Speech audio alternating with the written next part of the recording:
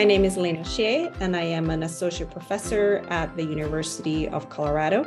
I am the corresponding or lead PI or principal investigator for the 2023 LRA Global Teen Science Award. The goal of our project is to study lupus in children, particularly when it affects the kidneys.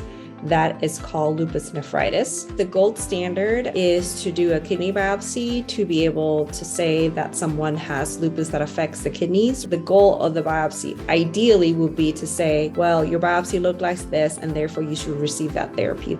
Our goal is to be able to use the biopsy to be able to better predict what therapies that children should go on to get better response.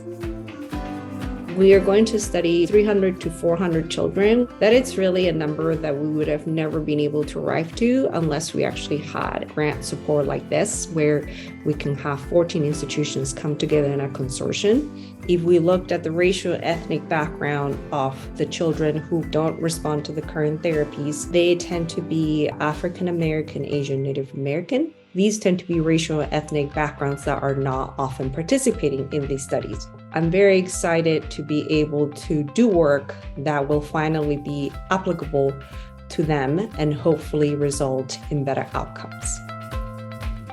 We are 14 institutions in 5 different countries. People in this team include Tiffany Bogle, who is a pediatric and adult rheumatologist. Sean Jackson, he's a pediatric rheumatologist and nephrologist. Jeffrey Hodgen, he's a pathologist that has focus on kidney disease. Debashis Ghosh, here at the University of Colorado along with me. And Jean-Laurent Casanova, who is an established figure in inborn errors of immunity. My role is to provide the overarching framework for all of those people and to make sure that we all arrive at the common goal together by applying all our different levels of expertise. What I hope that our research will do is to actually be able to provide a better quality of life for our kids with lupus nephritis.